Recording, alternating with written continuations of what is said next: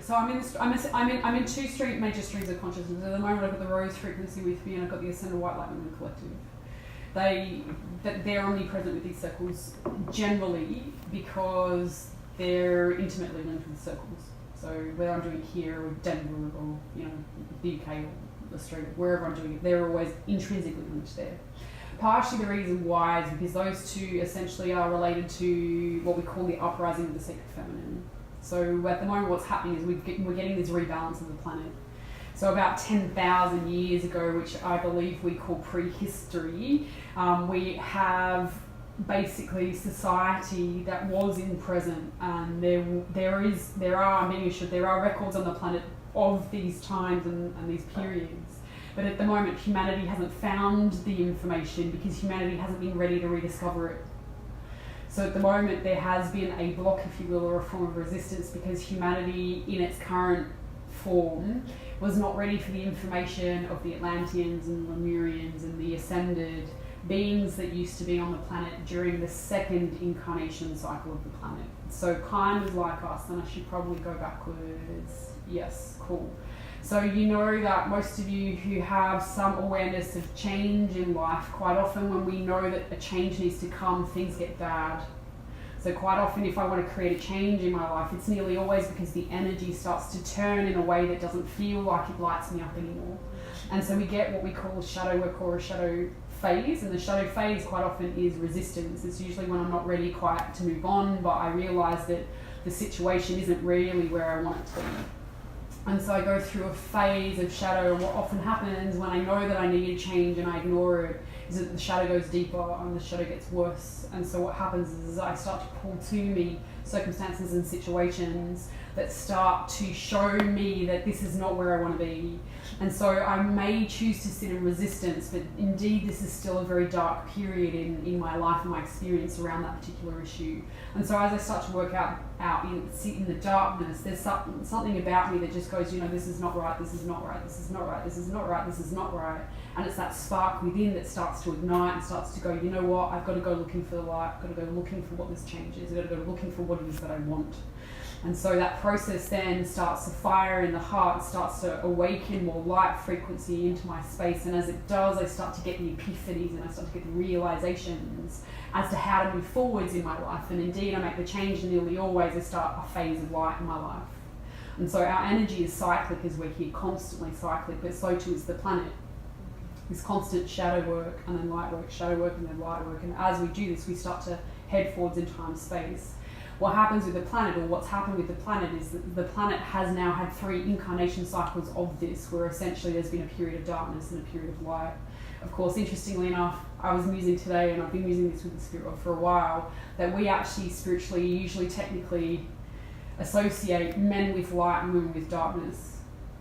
But interestingly enough, we believe that we've just come through a period of darkness, which basically is the oppression of females on the planet in order to push forwards a masculine agenda.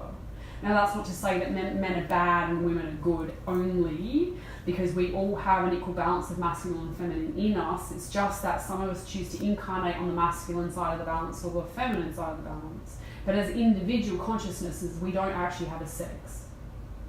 But as a culture, we actually have this masculine agenda of social behavioural programs and a feminine agenda. So, for example, all of us were raised by women who had behavioural programs that were passed down to them that said to them they had to be a good housewife and mother and they had to take care of the family.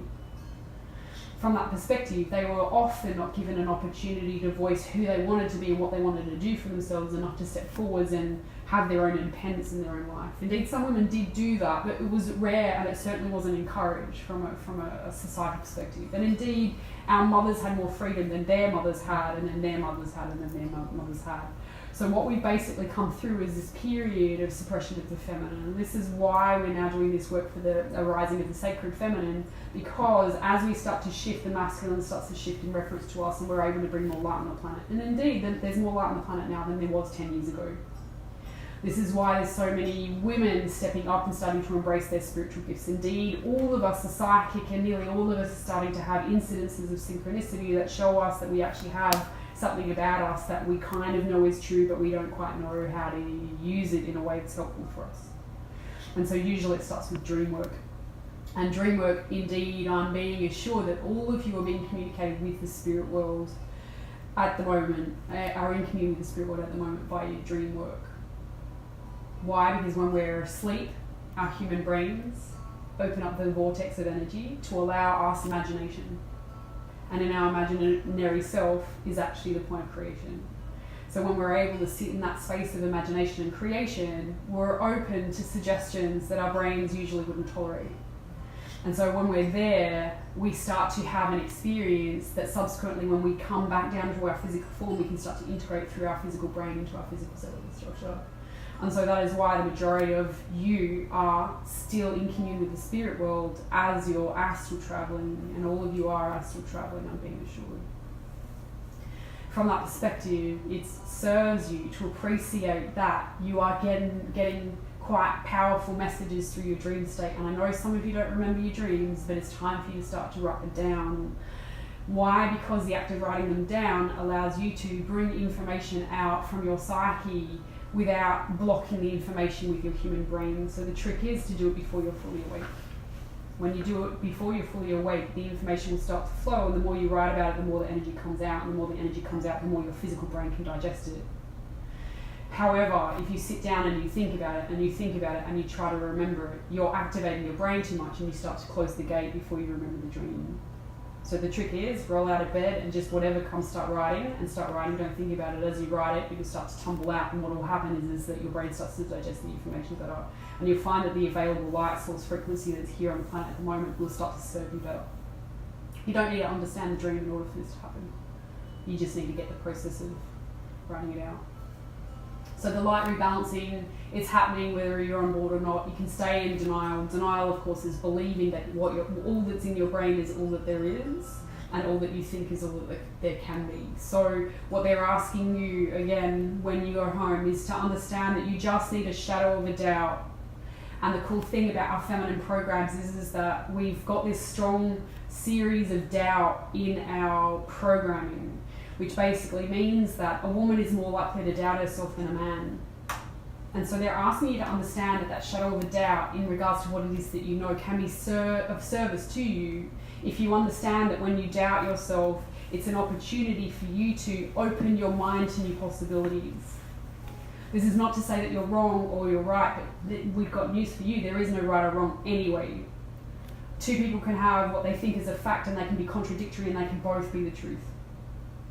And so as soon as we start to acknowledge that, then the ego gets out of the way, and we open up the gateway again for more information and to evolve ourselves. And this is really important for us to understand.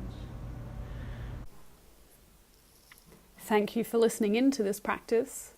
For more information about spiritual products, practices and services, or to schedule a session, you can visit me at www.danaspiritbutterfly.com.